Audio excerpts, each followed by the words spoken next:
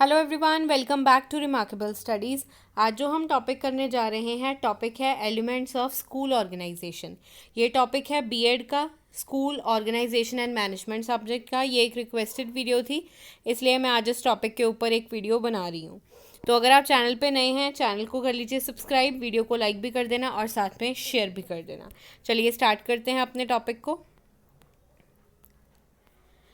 Video को start करने से पहले हम बात करते हैं मीनिंग की स्कूल ऑर्गेनाइजेशन के। इसके ऊपर मैं ऑलरेडी एक डिटेल्ड वीडियो बना चुकी हूँ, जिसका लिंक आपको डिस्क्रिप्शन बॉक्स में मिल जाएगा। आप वहाँ पे जाके इस वीडियो के जो लिंक है उस पर क्लिक करोगे तो आपके पास पूरा जो है डिटेल्ड वीडियो ओपन हो जाएगा स्कूल ऑर्गेनाइजेशन के मीनिंग का।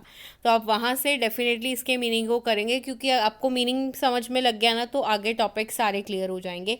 और काफ़ी सारे टॉपिक्स ऑलरेडी चैनल पे अवेलेबल है, प्लेलिस्ट बनी हुई है, आप वहाँ पे जाके चेक कर सकते हो अपने अपने जो भी आपको टॉपिक चाहिए। अगर वो टॉपिक चैनल पे अवेलेबल नहीं है तो you can comment below, I will definitely make a video on the topic जो आप चाहते हो। चलिए मूव करते हैं अपने टॉपिक की तरफ। Elements of school organisation.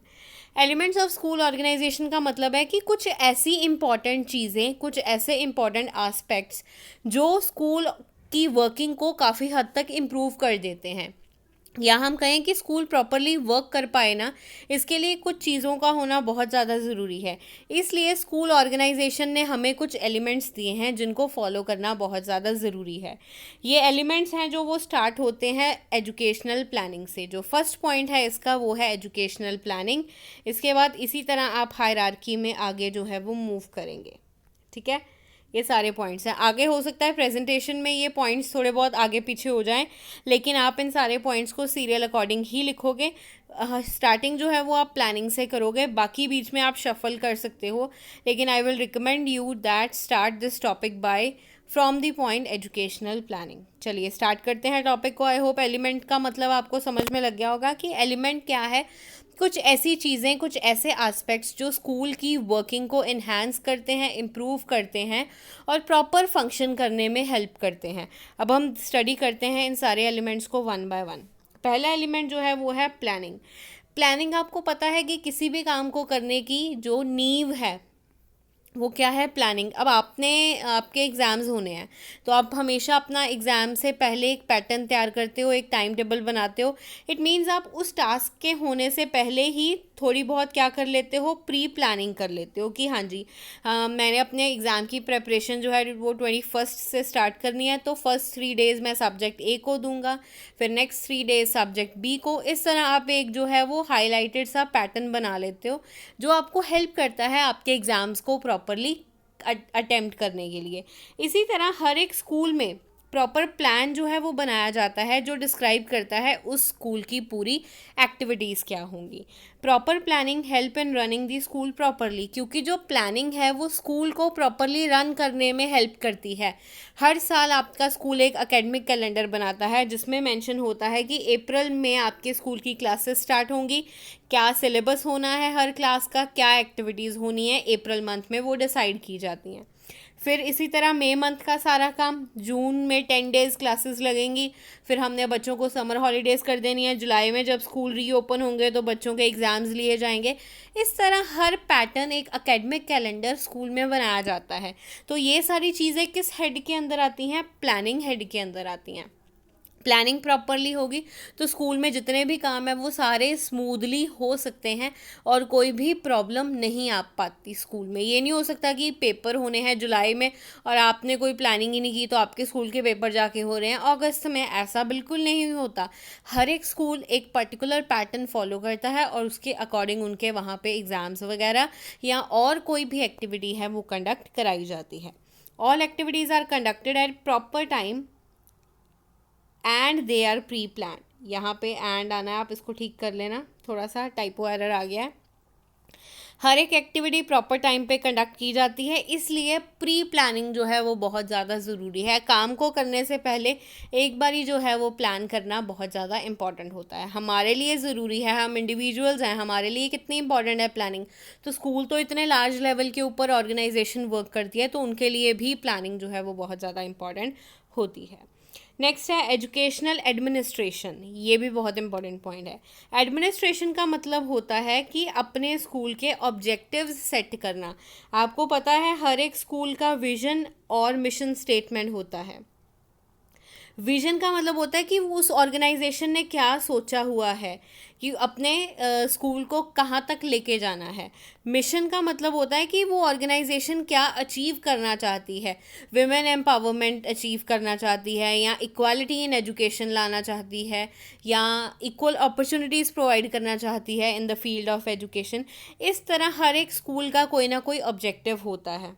इस ऑब्जेक्टिव को अचीव करने के लिए काफ़ी सारे plans, rules, regulations laid down किए जाते हैं ऑर्गेनाइजेशन के द्वारा। ये सारे काम जो है वो एडमिनिस्ट्रेशन हेड के अंदर आते हैं। नॉर्मल टीचर्स जो पढ़ाती हैं क्लास में वो ये काम नहीं कर सकती। स्पेशली स्कूल के ऑब्जेक्टिव्स को सेट करने के लिए एक अलग डिपार्टमेंट होता है। एक्सपर्ट्स हायर किए जाते हैं जो टाइम टू टाइम स्कूल को बताते हैं कि हाँ जी, अब ये एक्टिविटी आप इस तरह कर सकते हो, इस तरह आप अपने स्कूल का प्रमोशन कर सकते हो, इस तरह की सर्विसेज आप अपने स्टूडेंट्स को दे सकते हो। स्मार्ट क्लासेस इंक्लूड करिए, बच्चों को ट्रिप्स पे लेके जाइए, एजुकेशनल टूर्स कराइए। इस तरह डिफरेंट एक्टिविटीज़ एक स्कूल के अंदर कंडक्ट कराई जाती हैं ताकि उस स्कूल के जो ऑब्जेक्टिव्स हैं वो टाइम पे अचीव किए जा सकें। नेक्स्ट है एजुकेशनल ऑर्गेनाइजेशन। ये भी बहुत इंपॉर्टेंट पॉइंट है। ऑर्गेनाइजेशन का मतलब होता है कि ड्यूटीज़ को एलोकेट करने से पहले ये चीज़ देखना कि कौन सा पर्सन किस लेवल पे काम करेगा। जनरली एक ऑर्गेनाइजेशन में 3 लेवल्स होते हैं, लेवल 1, लेवल 2 एंड लेवल 3। इसके अलावा और भी हो सकते हैं, 4 लेवल ऑर्गेनाइजेशन स्ट्रक्चर भी आजकल है, 5 भी है। लेकिन अगर हम ट्रेडिशनल की बात करें ना तो ज़्यादातर ऑर्गेनाइजेशन में 3 टियर स्ट्रक्चर ही यूज़ किया जाता है, जिसमें सबसे टॉप पे होती है मैनेजमेंट। क्योंकि स्कूल किसने बनाया है? ग्रुप ऑफ पर्सन्स ने बनाया है, मैनेजमेंट ने बनाया है, तो सबसे ऊपर मैनेजमेंट होगी। मैनेजमेंट किससे काम करवाती है? प्रिंसिपल से। मैनेजमेंट ने, अब क्योंकि मैनेजमेंट के पर्सन्स जो है वो रोज़ तो स्कूल नहीं आ सकते, तो उन्होंने एक हेड अपॉइंट कर दिया है जो है प्रिंसिपल। अब प्रिंसिपल की ड्यूटी है कि उसके नीचे जितने भी पर्सन्स हैं उन सभी से काम करवाया जाए। टीचर्स की ड्यूटी है बेस्ट रिजल्ट लेके आना। एडमिनिस्ट्रेटिव स्टाफ की ड्यूटी है स्कूल की पॉलिसीज़ बनानी, स्कूल का जितना भी फ़ी का काम है वो सब देखना, स्कूल में क्या सामान आ रहा है ये चीज़ें देखनी। फिर नॉन एडमिनिस्ट्रेटिव स्टाफ में आ जाता है पीएन वगैरह, क्योंकि आपको पता है कि स्कूल में आजकल पीएन भी क्वालिफाइड होते हैं, एटलीस्ट उन्होंने अपनी higher secondary, senior secondary clear की हुई होती है ताकि वो बेसिक जो है वो लिखने पढ़ने का काम कर सकें। और उसके बाद आ जाते हैं हमारे पास हेड ऑफ़ द डिपार्टमेंट। आपको पता है आजकल स्कूल्स में भी ये चीज़ है, हिंदी का head of the department, Punjabi का, इंग्लिश का, सोशल साइंस, ताकि जो हेड ऑफ़ द डिपार्टमेंट है वो टीचर्स से काम कराएगा और वो हेड ऑफ़ द डिपार्टमेंट किसको जाके रिपोर्ट देगा? प्रिंसिपल को। प्रिंसिपल फिर आगे जाके बताएगी मैनेजमेंट को कि हाँ जी, स्कूल में ये जो प्रोग्रेस लेवल है वो फॉलो किया जा रहा है। इस तरह हर एक को पता है कि उसने किसको रिपोर्ट करना है। मैनेजमेंट जो है वो प्रिंसिपल से रिपोर्ट मांगती है, प्रिंसिपल जो है वो हेड ऑफ़ द डिपार्टमेंट से मांगता है, और हेड ऑफ़ द डिपार्टमेंट कहती है टीचर्स को कि रिपोर्ट्स प्रोवाइड करिए, क्यों बच्चों के मार्क्स नहीं आ रहे, क्या रीज़न है, क्यों फेलियर्स हैं क्लास में। अगर बच्चों के अच्छे मार्क्स आ रहे हैं तो उन टीचर्स को डेफिनेटली जो है वो प्रमोशंस दी जाती हैं, इंसेंटिव्स दिए जाते हैं, बहुत सारे बेनिफिट्स दिए जाते हैं। तो इस तरह एक पर्टिकुलर ऑर्गेनाइजेशन स्ट्रक्चर एक स्कूल में फॉलो किया जाता है। नेक्स्ट है एजुकेशनल डायरेक्शन। डायरेक्शन का मतलब होता है एनलाइटन दी पाथ।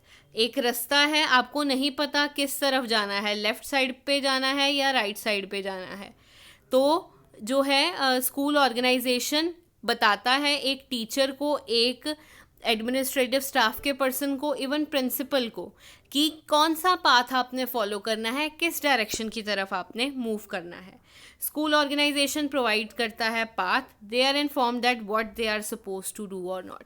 आप किसी ऑर्गेनाइजेशन में गए हो, आप स्कूल के टीचर बने हो, तो आपकी ओरिएंटेशन कराई जाती है जिसमें बताया जाता है स्कूल के क्या नॉर्म्स हैं, क्या रेगुलेशंस हैं, क्या अगर आप किसी क्लास के इंचार्ज हो तो आपको क्या ड्यूटीज़, क्या रेगुलेशंस फॉलो करनी पड़ती है। क्योंकि जब तक आपको पता ही नहीं होगा तो आप कैसे किसी स्कूल में या जाके या किसी कॉलेज में जाके काम कर सकते हो। इसलिए डायरेक्शन मिलनी जो है वो बहुत ज़्यादा ज़रूरी होती है। डायरेक्शन आपको head of the department provide कर सकता है, आपका कोई कलीग प्रोवाइड कर सकता है, या प्रिंसिपल भी प्रोवाइड कर सकता है। फर्दर है एजुकेशनल कोऑर्डिनेशन। कोऑर्डिनेशन का मतलब होता है मिलजुल के काम करना। अगर देखो एक डिपार्टमेंट है, हिंदी का डिपार्टमेंट है, हिंदी के डिपार्टमेंट में टोटल 10 टीचर्स हैं, ठीक है। और जो हिंदी के हेड ऑफ द डिपार्टमेंट है, उन्होंने इन 10 के 10 टीचर्स को इक्वल ड्यूटीज़ एलोकेट की हुई हैं कि हर टीचर जो है वो 5 लेक्चर्स लेगा।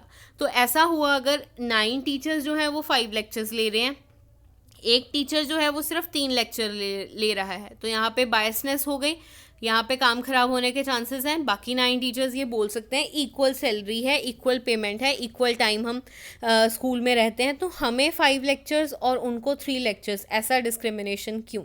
तो स्कूल में ऐसी सब चीज़ें जो है वो अवॉइड की जाती हैं, क्योंकि ये सारी चीज़ें जो है वो कोऑर्डिनेशन को, मिलजुल के काम करने वाली भावना को इफ़ेक्ट करती हैं।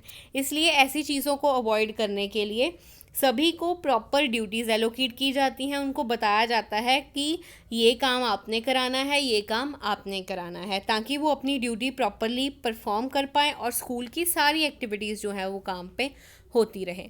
अब हिंदी के डिपार्टमेंट में 10 टीचर्स हैं, तो हिंदी के एचओडी ने क्या किया हुआ है, 2-2 टीचर्स की टीम्स बना दी हैं। एक टीम को बोला है कि आपने अप्रैल में हिंदी की एक्टिविटी करानी है, दूसरी टीम को बोला है मई में करानी है, फिर ऐसे ही जुलाई, अगस्त, सितंबर, इस तरह टीचर्स को पहले ही बताया हुआ है कि आपने इस मंथ में एक्टिविटी करानी है। तो टीचर को पता है कि इस मंथ में अब उनकी टर्न है, उन्होंने कोई एक्टिविटी करानी है, तो वो डेफिनेटली पहले ही उस चीज़ की पूरी तैयारी करके रखेंगे, ताकि बाद में ये प्रॉब्लम ना आ जाए कि हमने तो तैयारी की नहीं, हमें तो पता ही नहीं था। पहले ही उनको प्रॉपरली ये सारी चीज़ें जो है वो बता दी जाती हैं। नेक्स्ट है एजुकेशनल सुपरविजन। सुपरविजन का मतलब होता है चेक करना। जैसे बच्चों के परफॉर्मेंस को चेक करना ज़रूरी है, रेगुलर बेसिस पे उनकी कॉपीज़ चेक होती हैं, फिर उनके टेस्ट लिए जाते हैं, एग्ज़ाम्स होते हैं, उनकी चेकिंग होती रहती है कि हाँ जी बच्चे पढ़ रहे हैं या नहीं पढ़ रहे। इसी तरह जो बाकी टीचर्स हैं या administrative staff, non administrative staff, जितने भी पर्सनेल है एक स्कूल का, उनकी भी रेगुलर बेसिस पे चेकिंग होती है, ये चीज़ देखने के लिए कि क्या जो टीचर है वो प्रॉपरली काम कर रहा है, रिजल्ट्स आ रहे हैं या नहीं आ रहे। अगर आ रहे हैं तो ठीक है, अगर नहीं आ रहे तो क्या रीज़न है रिजल्ट्स ना आने का, और प्रॉपर टाइम पे उसको ठीक किया जाता है। क्योंकि अगर ध्यान ना दिया जाए इस तरफ तो हो सकता है कि फर्दर जाके प्रॉब्लम्स आएँ, स्कूल का रिज़ल्ट ही अच्छा ना आए तो स्कूल की जो रेप्यूटेशन है वो बिल्कुल ही डाउन हो जाएगी। तो स्कूल जो है वो ये चाहता है कि ये चीज़ें अवॉइड की जाएँ एक ऑर्गेनाइजेशन में। नेक्स्ट है एजुकेशनल कंट्रोलिंग। ये स्टेप बहुत ज़्यादा इंपॉर्टेंट है, ये बहुत इंपॉर्टेंट एलिमेंट है। इसमें क्या है कि हर एक स्कूल के कुछ स्टैंडर्ड्स होते हैं जो उन्होंने सेट किए होते हैं। जैसे ABC स्कूल है, उस स्कूल का ये स्टैंडर्ड है कि हर साल उस स्कूल के 10th में और 10+2 में 90% से अबव जो है वो ऑलमोस्ट 50 स्टूडेंट्स आते हैं।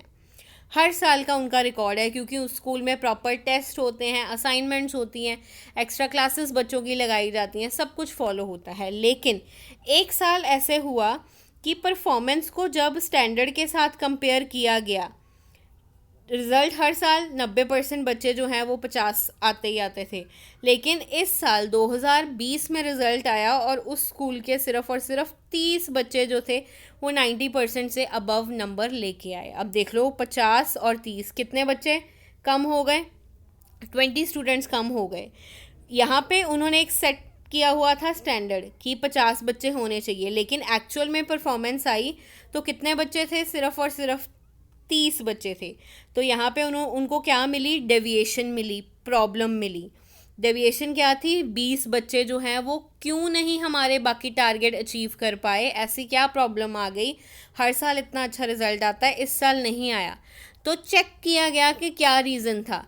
रीज़न ये निकाला गया उस स्कूल में कि जो उनके एक सब्जेक्ट टीचर थे वो कुछ टाइम के लिए बीमार हो गए थे, तो वो 1 मंथ स्कूल ही नहीं आया, जिस वजह से दूसरे टीचर को नो डाउट अपॉइंट किया गया उनकी जगह, लेकिन वो इतना अच्छा ना ही पढ़ा पाया, जिस वजह से बच्चों को कुछ टॉपिक समझ में नहीं लगे और इस वजह से उस स्कूल का रिज़ल्ट अच्छा नहीं आया। तो अगले साल, जब भी अगले साल क्या आज के बाद हर एक साल में इस चीज़ का ध्यान दिया जाएगा कि ऐसी कोई प्रॉब्लम स्कूल में ना हो। इसलिए कंट्रोलिंग फंक्शन जो है वो परफॉर्म किया जाता है, जिसमें दोबारा बता रही हूँ, स्टैंडर्ड सेट किए जाते हैं, उस स्टैंडर्ड के साथ एक्चुअल परफॉर्मेंस को कंपेयर किया जाता है। अगर बराबरी है अच्छी बात है, स्टैंडर्ड से ज़्यादा एक्चुअल परफॉर्मेंस आ गई है, 50 बच्चे आने थे लेकिन इस साल 60 आए हैं, वही भाई ये तो बड़ी अच्छी बात हो गई। लेकिन अगर स्टैंडर्ड से कम आए, 50 चाहिए थे और 30 बच्चे आए हैं, तो ये तो बड़ी गलत बात हो गई। 20 बच्चे क्यों नहीं हमारे अचीव कर पाए, बल्कि 50 से ज़्यादा का टारगेट अचीव करना चाहिए था बच्चों को। तो वहाँ पे प्रॉब्लम का रीज़न आइडेंटिफाई किया जाता है और उसको सॉल्व करने की पूरी पूरी कोशिश की जाती है ऑर्गेनाइजेशन में। नेक्स्ट है एजुकेशनल इवैल्यूएशन। इवैल्यूएशन को भी हम एक तरह का चेक कह सकते हैं, कंटिन्यू बेसिस पे चेकिंग करना। ड्यूटीज़ टीचर्स की लगाई जाती हैं, फिर चेक किया जाता है टीचर्स ड्यूटीज़ फुलफ़िल कर रहे हैं या नहीं। अगर नहीं कर रहे तो हो सकता है कि उनको स्कूल से भी निकाल दिया जाए। अगर किसी टीचर को कोई प्रॉब्लम आ रही है, वो बीमार हो गया है, तो उसके एक्सक्यूज़ को भी माना जाता है स्कूल की ऑर्गेनाइजेशन में, ताकि स्कूल जो है वो प्रॉपरली रन आउट करता रहे। स्कूल की वर्किंग बिल्कुल भी इफ़ेक्ट नहीं होनी चाहिए, क्योंकि अगर स्कूल की वर्किंग इफ़ेक्ट हो गई तो बच्चों का जो भविष्य है वो बिल्कुल ख़राब हो जाएगा। इसलिए ये सारी चीज़ों को पूरी कोशिश की जाती है अवॉइड करने की। चलिए स्टूडेंट्स, आई होप ये वीडियो आपके लिए हेल्पफुल रही होगी, आपको समझ में आ गया होगा। जिनकी भी ये रिक्वेस्टेड वीडियो थी, आई होप उनको ये टॉपिक जो है समझ में लग गया होगा। तो कमेंट करके ज़रूर बताइएगा नीचे कि ये टॉपिक आपको कैसा लगे। अब हम मिलते हैं अपने नेक्स्ट वीडियो में। Make sure that you have subscribe to my channel, bell icon को भी प्रेस कर देना ताकि आने वाली वीडियोज़ की नोटिफिकेशंस आपको मिलती रहें। Thank you.